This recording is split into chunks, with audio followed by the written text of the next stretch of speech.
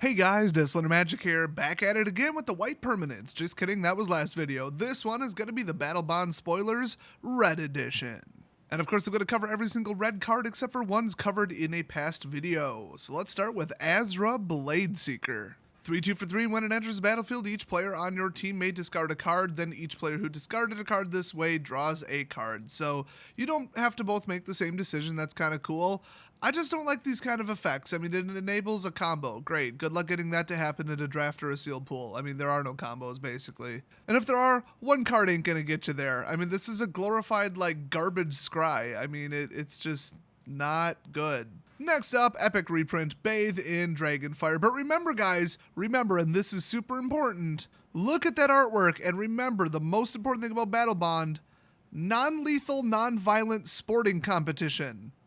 Okay, you got that? We all on the same page now? I mean, just the level of bullshit that Wizards tries to pull off is like beyond anything I've ever seen. Anyway, it deals 4 damage to target creature as a sorcery for 3, so not bad, but infinitely worse than Roast. I'd give this maybe a 5 out of 10. I mean, for a red spell, it doesn't even exile it. It's just not good. Now that said, little caveat here, this is basically removal, so I would still draft it. It's just as a card, it's not very good. Next up, Battle Rampart, Defender, target creature gains haste till end of turn, 1/3. My only issue with this is it's not much of a defender if you have to tap it to give something haste, but I guess you're either on offense or you're not. Except not really, because if you want to swing with one thing, that doesn't mean you want to swing with all of it. So, honestly, another pretty bad card, and also it will do nothing to progress the game whatsoever, and a 3 toughness wall is garbage, so it's just a bad card. Next up, another reprint, Rattle Shaman. I just like that name, it's fun to say. On the artwork there, we got one of the house elves from Harry Potter. That's wonderful. It's a Goblin Shaman, allegedly. I thought goblins couldn't... Wait, no, they can do magic. I think they can't own wands. Maybe they just don't need one. No, that's actual goblins. The elves, I don't know. But what this particular Goblin Shaman does is at the beginning of combat on your turn, you may have target creature, not necessarily that you control, get +2 attack until end of turn. It's kind of nice. I mean, it's nice if you boost your friend's lifelink or their flyer, just the only creature that can get through, or take like a 5 and make it 7. Just, you know, it's just pretty good, but he does cost 4. I mean, you'd almost want to always give it to him, and a vanilla 4/2 for 4 is kind of crap. So it's kind of nice, but it wouldn't be my first pick. Next up, amazing card here. Absolutely amazing. If you are playing red, grab this card in a draft. Oh my gosh. It is sorcery speed, but who cares? This is basically Heat Ray if Heat Ray didn't suck. And for the record, I liked Heat Ray. Just straight up, red X deals X damage to any target. Planeswalker, player, creature. Doesn't get any simpler than that. It is a finisher, it's removal, it's perfect. It's early game, it's late game, it's just the perfect spell in red. I love it. Classic red. That said, I don't really like red. I think I built one red deck ever, and it was a mixed color. Next up, Blood Feud. I'll settle it in the arena, I guess. Target creature fights another creature. 4/6 as a sorcery. Wow, this is garbage. I don't even have more to say about this. This is going to the next card. That card's a disgrace. I mean, it is removal. Okay, cool. That's why they made it cost 6, because removal is amazing in sealed formats, or limited formats. But anyway, next up, bonus round. This is a rare, and it's double red, which is going to be awfully difficult to get to work with, you know, no mana fixing in the whole set. Oh, 5 dual lands at rare. Who cares? Not me, because you're never going to pull one on color. So until the end of turn, whenever a player casts an instant or sorcery spell, that player copies it and may choose new targets for the copy. I mean, if it's called bonus round, I assume it's not a reprint, but there are cards that do this, and they're just universally bad, because you already burned 3 of your mana. I mean, you think you're going to clone a 6-cost spell, you got 9 mana? Probably not, so I don't love this. If you were just going to clone a burn spell, you might as well just put another burn spell in your deck in this place, but I mean, this will fix it if you're short on something, or if you just have a really devastating instant or sorcery, I guess. But now specifically for Two-Headed Giant, though, it's whenever a player, so including your opponents, which that's another downside. I really don't like this card, but you could cast this and then they could just clone whatever they want. They could clone a 5, 6, 7 cost and get some serious mileage out of it. So just like this whole Battlebond thing, the whole Two-Headed Giant, the whole format, if you were to get it really going just perfectly with your ally, you can do some crazy crap. But, I mean, the stars gotta align. I mean, you have very little control over building a correct good deck in draft or sealed. Next up, Borderland Marauder. Interesting artwork there. Kind of got that Barbie doll waist going on, and that's just no actual woman alive is that curvy. And they got this weird, like, Xena the Warrior Princess fetish vibe going on with this, and just, not my thing, okay? That's all I'm saying. So anyway, this is a 1-2 for 2, and when it attacks, it gets +2. Okay, I have to know. Yep, it is a reprint, and that is the old art. I knew it. I assumed that on both accounts, so that's kind of a good card. I mean, like a 3-2 for 2 in red is just good. It's just it doesn't do it on defense, but red's not all about defense, so it's okay. I mean, if you need a 2-cost creature, yeah, throw it in. It's pretty good. So next up, Bulrush Bruiser, one of the better drawn artworks in the set. I don't know, some are like cartoony, weird, like half cell-shaded crap, and then there's like this, which actually looks amazing. Gee, no offense to the people who drew the bad artwork. Anyway, 4-3 for 4 when it attacks if your team controls another warrior, which more warrior synergy, I love it. It's at least 3 colors right now, if not 5. It gains first strike. So it's one of those, yeah, first strike would be nice, but it's still a 4-3 for 4 without warrior synergy. So, you know, it's got options. Like I said, it's like vanilla plus. It's just like a good, okay creature. And then also you might get this little benefit. Next up, Chakram Slinger, or as I like to call her, Xena the Warrior Princess. Did I just assume her gender? Yes.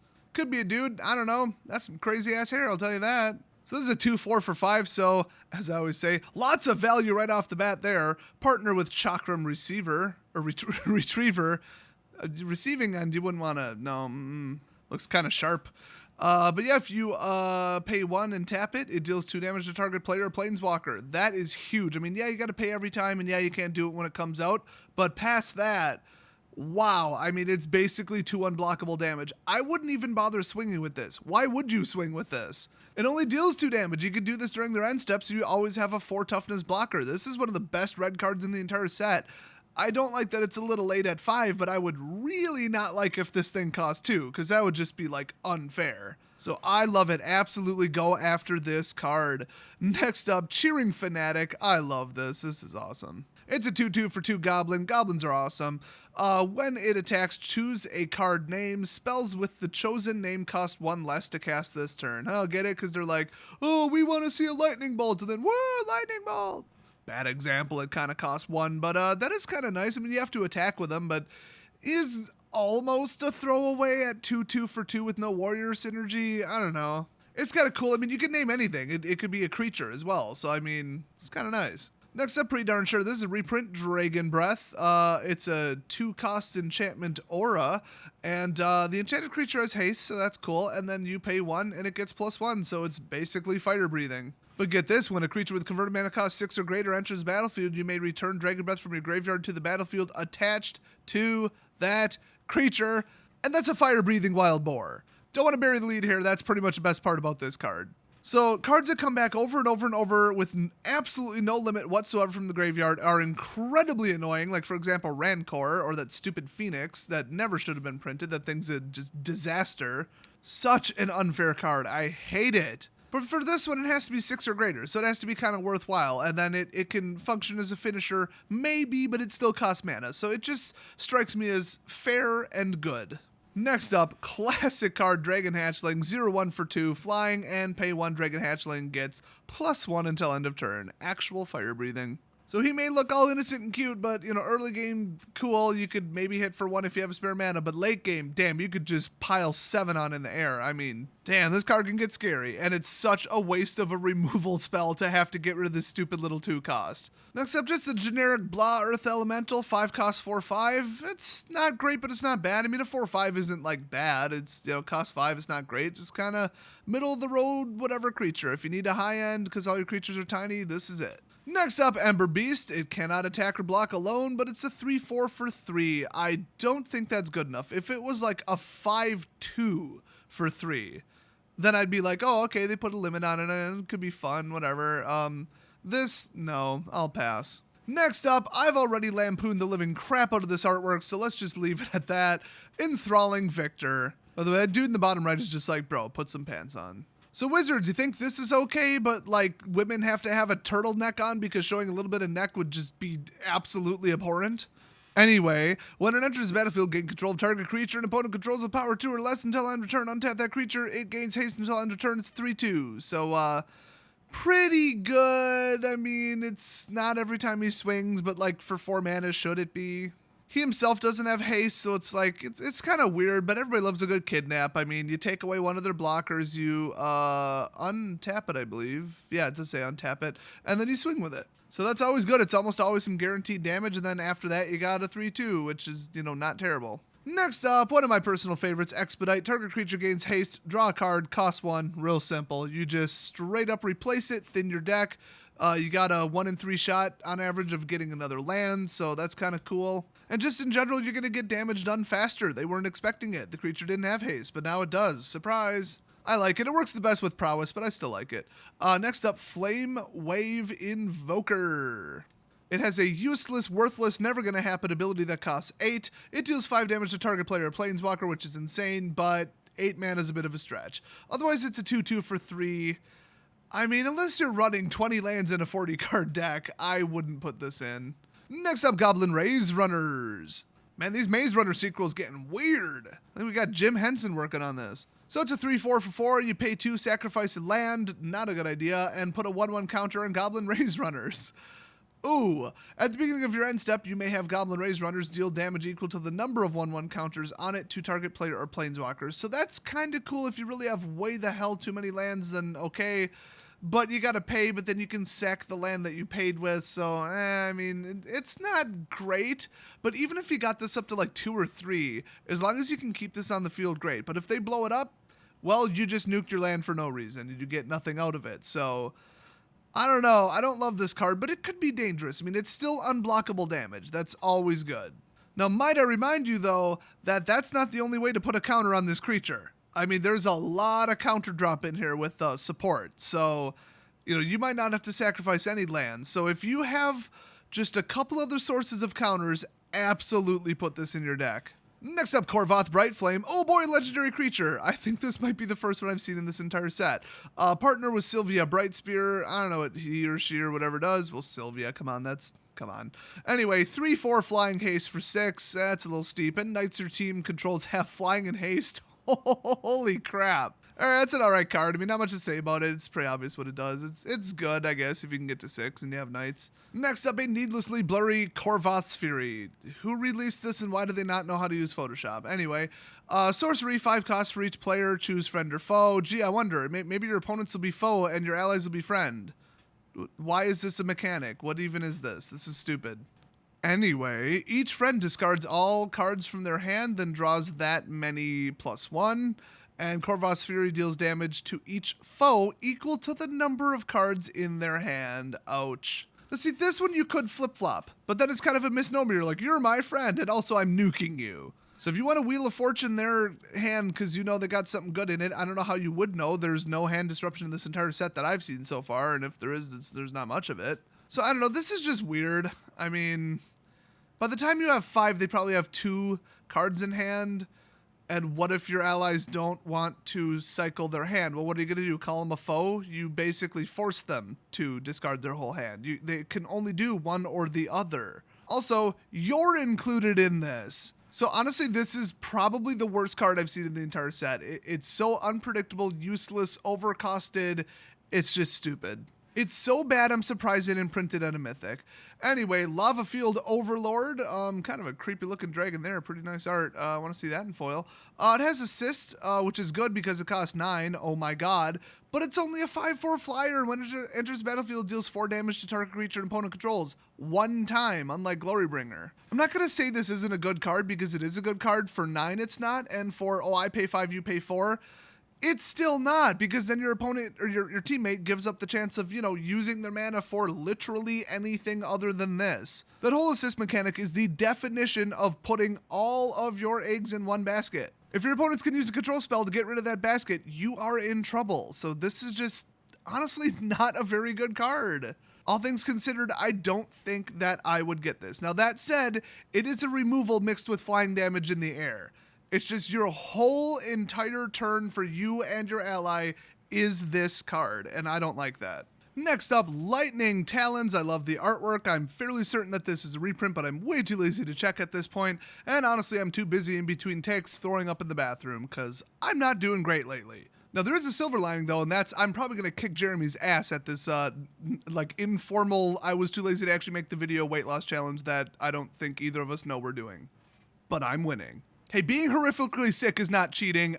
If it was, put it in the rules. That's what I'm saying. Anyway, Enchant Creature, it permanently gets +3 in first strike, which is a wonderful combo. I mean, once again, if they blow up the creature it's on, you just lost 2 cards and they spent 1 card to blow it up in all likelihood. But at a certain point, you got to win the game. And what usually wins the game in, limited matches is just something that they just can't stop, like a 5/5 flyer. They can't block, they can't remove it, they can't top deck anything to stop it, and they just 3-4 swings and they're dead. Well, they're just gonna lose 1 creature per turn if you put this on something and just swing away.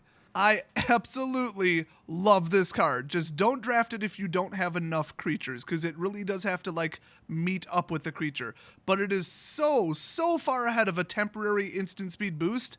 I mean, it would be very high on my list. Next up, Magma Hellion. This is really similar to other Hellions, honestly. It does have a assist, so I know it's a new card, but it's a 7-cost 5/4 Trample Hayes. Once again, same thing. You're taking both players' mana, probably all of it, and just dumping it into this, and then if they remove it, you guys are so far behind now, you'll probably never catch up. So the whole assist mechanic, I don't love it. I've seen some good examples of it, but I just really don't like it. Now, if your teammate has the way to like reliably make 10 mana per turn, that's a whole different story, because then you pitch in 1, they pitch in the entire rest, and they didn't even need that mana. Now, that said, in this set, I don't really see a way to do that, or at least I haven't seen it yet. So this, I mean, it has haste, that's kind of cool, but I mean, with 4 toughness and trample, they're probably just going to single or double block and kill it. I just don't think this is very good. By the way, what sport do you think he plays? He looks like a volleyball guy to me. Gotta love that non-lethal competitive sporting arena events. Yep. Next up, Magmatic Force. It costs 8, so you're never going to get this off ever. Don't grab it. It's a worthless rare. It's probably going to make it all the way around the table and get stuck in somebody's hand that isn't even playing red. At the beginning of each upkeep, it deals 3 damage to any target. Wonderful. It's a 7/7. Great. You wouldn't want to swing with it because you lose the 3. It's just bad. This is just a garbage card. It's too expensive. It's too fragile. It has no way to save itself. Just put anything else on the top end, and by top I mean 6. Okay, 7 and 8. Even their own guide at the pre-release says don't put 7 and 8 in your deck. I think it says 0 to 1 recommended. I recommend 0. I'm going to round down on that one.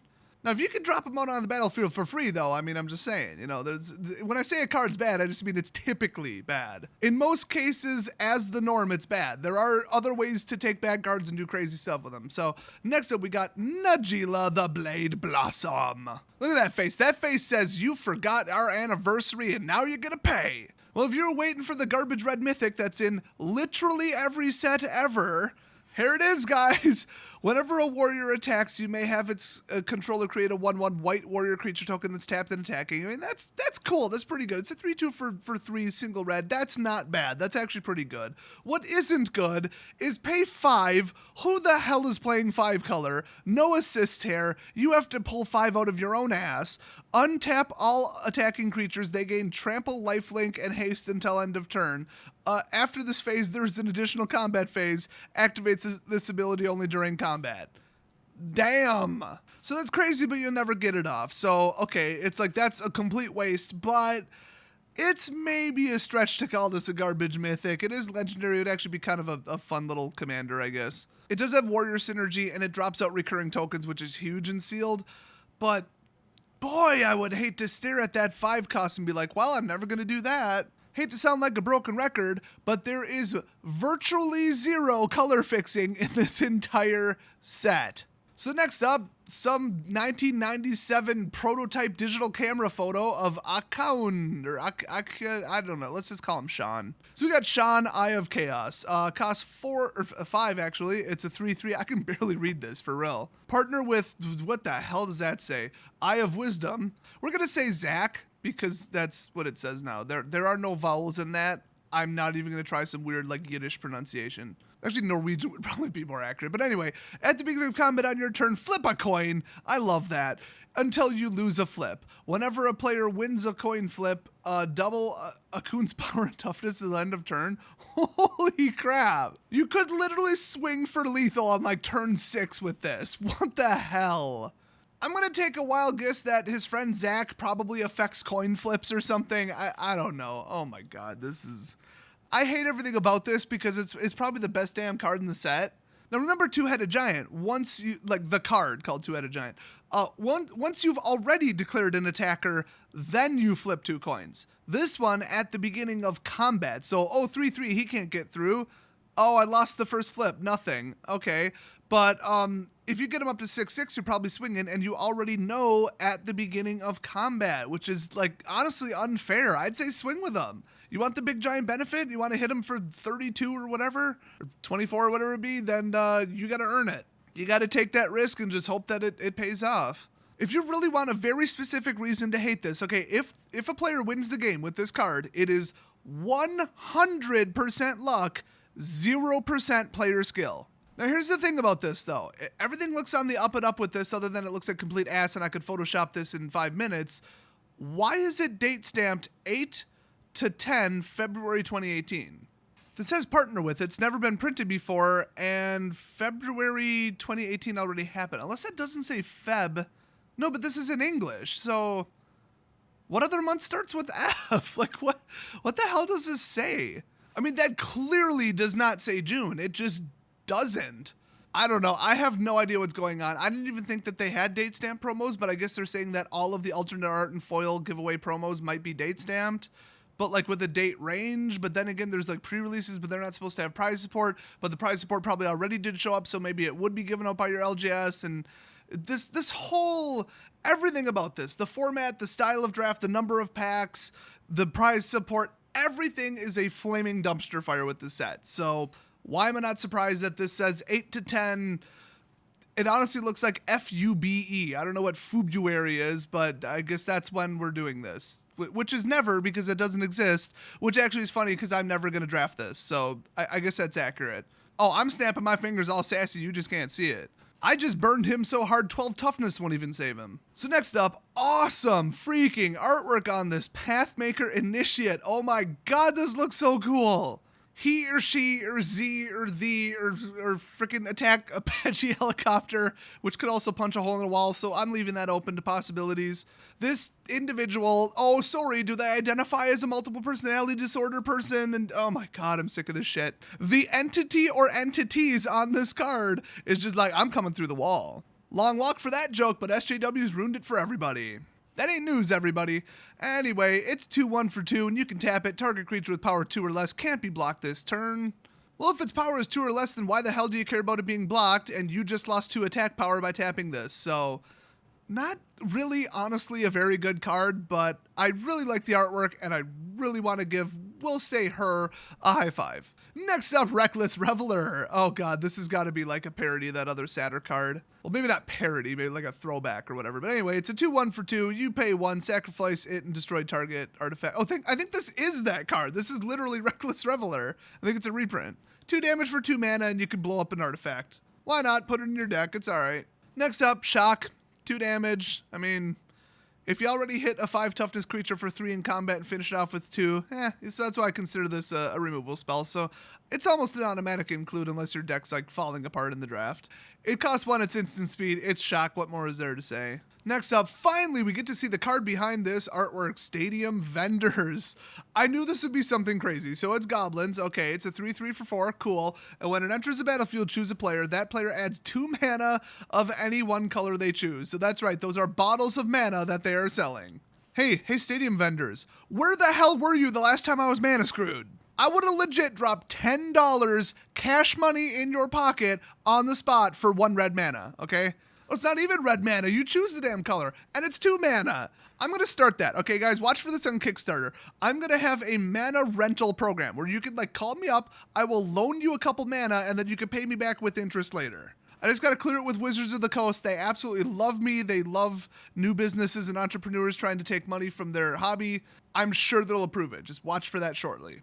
I mean, the fact that you can choose yourself for this and you basically get a 3/3 for 2, sort of, why not? Next up, Thunder Strike. It's a 2-cost instant. Target creature gets +2 and gains first strike until end of turn. So it's kind of like Sure Strike, except worse. That said, +2 in first strike, I mean, you don't really need the toughness boost because you're probably going to kill something. So I would consider this a red removal spell with a little caveat. You know, it might backfire, but almost every removal spell in this entire set might backfire. There's very few straightforward ones for a reasonable price, and I think they did that on purpose because removal does kind of dominate games. And the fact that they powered it down a little bit, yeah, okay. By the way, that artwork is freaking awesome. Next up, and just let me take one more chance to remind you, non-violent, well, probably not non-violent, but non-lethal sporting events. Also, the city's on fire, and if you thought I wouldn't make this joke, then you must not be familiar with this channel. Oh, I guess that's Philadelphia in the artwork. Whether they won or lost, and it doesn't even matter what sport, they light their entire city on fire and burn it to the ground every single time. Philadelphia sports fans, I hate every last one of you, from the Eagles to the whatever the hell else you have there. I don't know or care. Fuck you, you fucking barbarians. Okay, what the hell does this do? It's 4-cost enchantment. Whenever an opponent taps a land for mana, tap all lands that player controls. Ouch. If a creature an opponent controls attacks, all creatures that opponent controls attack if able. Oh, that's kind of neat. That actually might be a reprint. Yep, it's from Dissension.